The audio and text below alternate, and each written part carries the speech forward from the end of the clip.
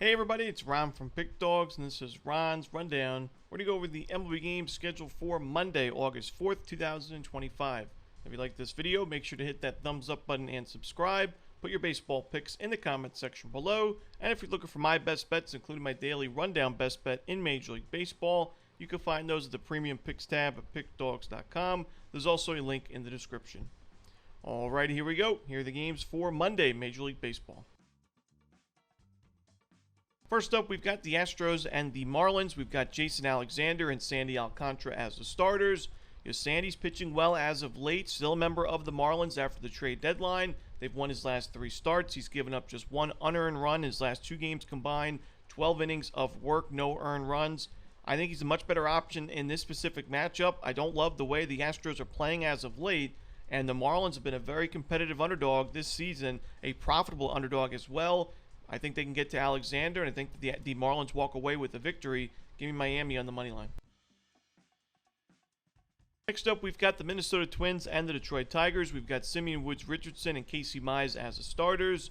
Casey Mize has been a disaster as of late. As we expected, he had some significant regression concerns, in my opinion. He struggled his last 3 games. He only went an inning and 2/3 in his most recent outing. But even with that, I can't back the Twins in this game, as Simeon Woods Richardson's not in great form himself. And the Tigers have the much better bullpen and lineup to go with it. So for me, I'd rather just take the over. I think we see both starters struggle. I think the Twins bullpen, which at one point, in my opinion, was a great bullpen on paper, but it traded away almost every one of their high leverage all-star level relieving options, and now it's left to be a below league average bullpen. And I think we see both teams score early and often and late. I'm going to roll with the over in Twins Tigers. Next up, the San Francisco Giants taking on the Pittsburgh Pirates. We've got Justin Verlander for San Francisco. No official starter right now for the Buccos. Now, Verlander has struggled in 2025 with a 1-8 record, 4.53 ERA. He has been one of the least profitable pitchers in baseball, as the Giants have lost an overwhelming majority of his starts. But he has been a lot better recently. His last 2 games, 10 innings of 1 earned run baseball, 10 strikeouts to go with it. And one of those games, 5 innings, 1 run, 7 strikeouts, was against these Pittsburgh Pirates. That was his most recent outing.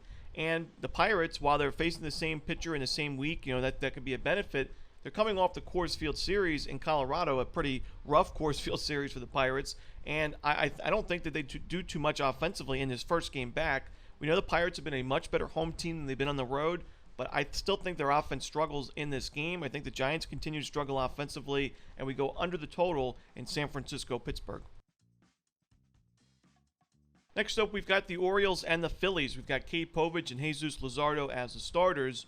Now, Cade Povich has not pitched in almost 2 months, so that's always a concern. But I think he's going to get a lot of run support in this game. I think this will be a higher scoring game, but I think the Orioles will be able to compete and at least cover the run line, if not win it outright. I think this is an Orioles lineup that's improving against left-handed pitching after some pretty brutal numbers at the beginning of the season. But in the last couple of weeks, they're above league average in OPS and ISO against lefties. And you can point to the fact that they made some moves at the deadline. They were sellers and got rid of a couple of key bats. But 2 of their most key bats that they lost, O'Hearn and Mullins, were lefties already. So not really any loss against a left-hand starter like Luzardo. And speaking of Luzardo, he's been, overall, I would say it's been a successful season for him, but we know he's not been as strong on the mound as he was the first couple of months of the year. And now his ERA at Citizens Bank Park is above 5 on the season. His last home start, he gave up 6 earned runs, 5 walks, and a home run against the Red Sox back on July 23rd. And before that, it was 4 earned runs and a couple of home runs against the Angels. So he's been struggling at home. I think the Orioles will be able to get to him for a few runs. Phillies coming off Sunday Night Baseball. I'm going to roll with the Orioles in this one, plus the 1.5 runs on the run line. Next up, we've got the Guardians and the Mets. We've got Slade Cecconi and Sean Manaea as the starters. Now, the Guardians in the last 2 weeks are number 4 in baseball in team OPS against lefties, but I still think Manaea has a pretty decent matchup against a team that overall this season has not done too well against lefties. And I think that Manaea has obviously been pitching really well since returning from injury. He's been a great option in this Mets rotation in the last 2 years now. And Cecconi, while the Guardians have won 3 of his last 4 games, he's given up at least 1 home run in 4 of his last 5. The walks are starting to pile up. The strikeout numbers really aren't there. I think the Mets will be able to get to him. So I like the Mets in this one on the money line and run line. Next up, we've got the Kansas City Royals taking on the Boston Red Sox. We've got Bailey Falter making his Royals debut and Brian Bayo going for the Red Sox.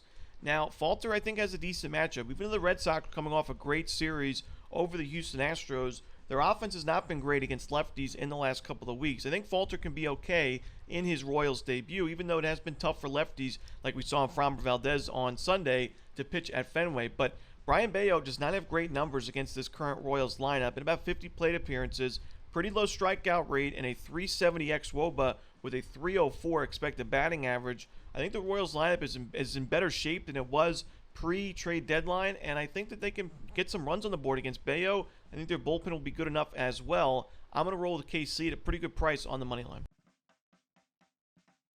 Next up, we've got the Milwaukee Brewers taking on the Atlanta Braves. We've got Quinn Priester and either Spencer Strider or Eric Fedde. I'm seeing both options on different sites. I think either option not enough to go against Quinn Priester. I mean, he has been one of the most profitable pitchers in baseball. The Brewers have won 11 straight outings and 12 of his last 13 starts.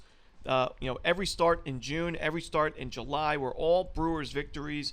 He had a 3.07 ERA and 29 in the third innings in the month of July, right around a strikeout per inning, good control. Home run ball wasn't really too much of a concern. He's given up just one in his last 3 games combined, and he's faced tough lineups. He faced the pesky Marlins. The Nationals not so great, but quality start there. The Dodgers, the Mariners, the Cubs, just winning teams winning their divisions. Really good outings from Quinn Priester. I don't know if he can keep this up for the rest of the season. We just haven't seen this type of work from Quinn Priester at the major league level before this year. But so far, so good. And until we see the Brewers drop a game, I got to continue to ride with the Milwaukee Brewers on the money line. Next up, we've got the Chicago Cubs and the Cincinnati Reds. We've got Mike Soroka making his Cubs debut. No official starter right now for Cincinnati.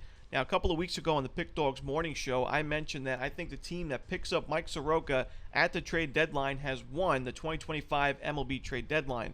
Now, I do think that was a bit of an exaggeration, but I still like to pick up for the Cubs in Soroka, somebody that's got a steep ERA right now, but that ERA has shrunk over the last few games, and his expected numbers are really, really good. Now, pitching in D.C., the Nationals lineup and bullpen really did not back up Soroka when he was on the mound. They lost a lot of his games.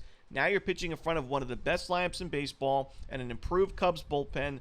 I think Soroka is going to like the north side. I think he pitches well in this game. I think that the Cubs walk away with the victory. Give me Chicago on the money line. Next up, we've got the Yankees and the Rangers. 2 lefties on the mound. In this one, Max Fried and Patrick Corbin. Now, we know the Rangers have not been great offensively against lefties this season, but in the last 2 weeks, the Yankees, even though it's a small sample size, are near the bottom of the league as well in team OPS and ISO against left-handed pitching. So while we didn't expect Patrick Corbin to have a 3.78 ERA in August, he has pitched pretty well. He's been a serviceable starter for the Rangers, and I think he has a decent matchup in this one. Fried's obviously been one of the better pitchers in the American League. He's got a good matchup. I'm still not ready to give up on this Yankees bullpen, even though it's been a tough start to their new-look bullpen after the deadline. I think the Rangers bullpen's good as well, so I'm going to roll with the under and Yankees-Rangers. Next up, we've got the Toronto Blue Jays taking on the Colorado Rockies. We've got Eric Lauer and Tanner Gordon as the starters. Now, Eric Lauer's having himself a great 2025, 6-2 with a sub-3 ERA. He's given up 2 runs or fewer in 5 straight games. Good strikeout numbers as of late. The Jays have won 3 of his last 5. Control's been good, but this is a situation where Lauer was a member of the Padres in the NL West for the first couple of seasons of his career. Then he moved to the Brewers for a couple of years, so staying in the National League. He's got some experience at Coors Field. He's pitched over 23 innings at Coors, and he has not had any luck there. He's 0-6 with a 12.73 ERA at Coors Field.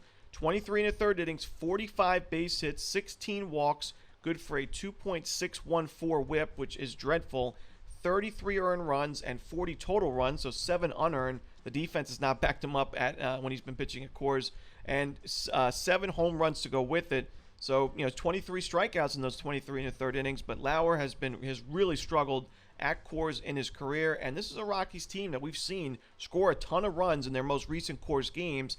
They've hit lefties very well in the last couple of weeks. So I like their matchup against Eric Lauer, and I'm not sure what we're going to see from Gordon. He's facing a tough lineup in the Blue Jays, so I do think we go over the total, but I think it's really tough to pass up the value we're getting with the Rockies facing an 0-6 starting pitcher at Coors Field and Eric Lauer. I got to roll with the Rockies plus the 1.5 runs and the over. Next up, we've got the Rays and the Angels. We got Adrian Houser and Yusei Kikuchi as the starters.